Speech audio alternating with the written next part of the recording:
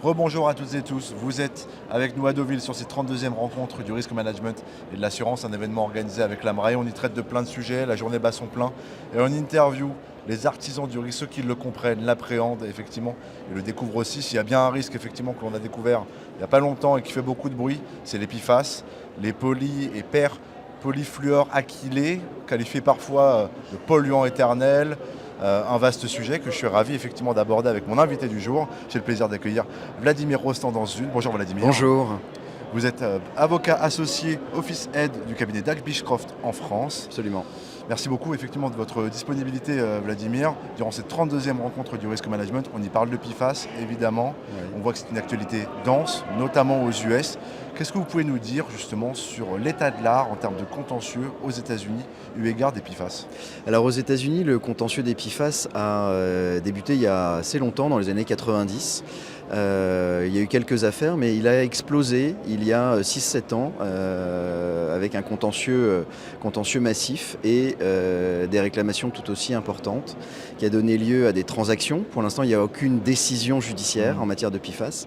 Les dossiers ont été transigés dans des montants qui dépassent bien souvent le milliard et qui donc font peur tant aux risques managers qu'aux assureurs et réassureurs du marché français. À cet égard, du coup, là, vous me faites la transition vis-à-vis du marché français. On va peut-être commencer par l'Europe, parce qu'aujourd'hui, il y a des ramifications du contentieux PFAS en Europe. Oui, ce contentieux qui était extrêmement américain est devenu européen, il est devenu français. Il y a un certain nombre d'actions qui ont été engagées contre certains industriels en France à propos de rejet dans l'environnement de PFAS et de l'atteinte possible à la santé, mais pas uniquement en France. On a identifié des actions en Italie, en Suède notamment, où le contentieux est aussi important. La Suède d'ailleurs qui a rendu 2 décisions récemment extrêmement importantes, l'une en matière d'évaluation du préjudice corporel et l'autre sur la responsabilité découlant de la contamination des eaux souterraines à proximité des aéroports. En quoi justement là, ces 2 arrêts de la justice suédoise sont-ils effectivement fondamentaux pour reposer effectivement les bases d'une peut-être potentielle jurisprudence? Absolument. Alors l'arrêt sur l'évaluation du préjudice corporel change un petit peu le prisme d'analyse de ce qu'est un préjudice corporel, puisque la Cour suprême de Suède a retenu qu'un préjudice corporel pouvait exister quand bien même il n'y avait pas de manifestation sur la santé. La simple contamination, quel que soit le niveau de contamination, constituait un préjudice corporel. C'est totalement nouveau par rapport à la façon dont on traite les préjudices corporels. Alors bien évidemment sur les PFAS, les conséquences sont énormes, mais également sur d'autres produits chimiques de notre quotidien qui peuvent contaminer les consommateurs. Ensuite, l'autre arrêt, il concerne les forces armées suédoises et la pollution des sols à proximité d'un aéroport. Et ça fait écho au contentieux particulièrement dense aux États-Unis sur la contamination des sols et des eaux souterraines à proximité des aéroports du fait d'exercices de sécurité et anti-incendie. À cet égard, vous l'évoquiez tout à l'heure, c'est un sujet de préoccupation pour les risques managers, mais également pour les assureurs. En quoi effectivement les contentieux que vous nous dépeignez là et l'évolution effectivement notamment en Suède peut-il avoir un impact sur les polices d'assurance en responsabilité civile? Alors une grande différence entre le contentieux ou le risque PFAS avec les autres risques, c'est qu'il touche probablement toutes les branches de l'assurance, que ce soit la RC employeur, l'IPL, la RC produit bien sûr, la DNO, la responsabilité des constructeurs.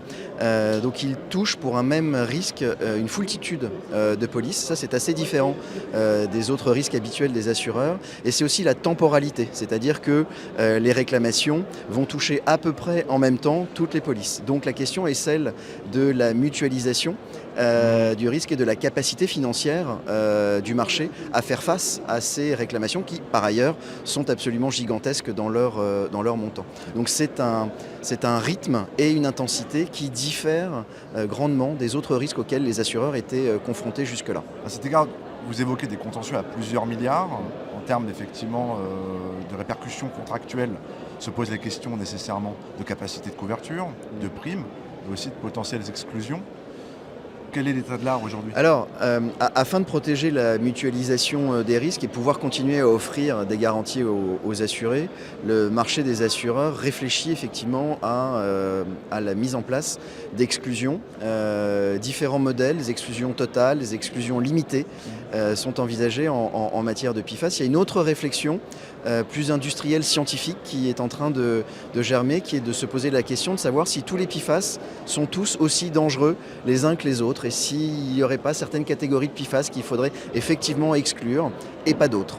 Ça, c'est une première piste de réflexion pour limiter le risque et protéger cette mutualisation et la mutualité. L'autre piste est celle de sous-plafond ou de sous-limite pour certains types de risques.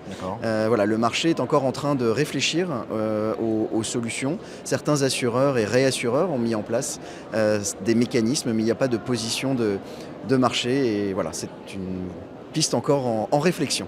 De l'importance, de la nuance lorsque l'on parle des PFAS, le distinguo entre monomère, polymère aussi. Oui. Pour sûr, cela nourrira effectivement nos échanges sur les prochaines années. Merci beaucoup Vladimir. Merci beaucoup Pour votre intervention sur notre plateau. Merci à toutes et tous pour votre fidélité. Vous restez avec nous pour suivre cette 32e rencontre du risque management. C'est sur Bismart et sur bismart.fr.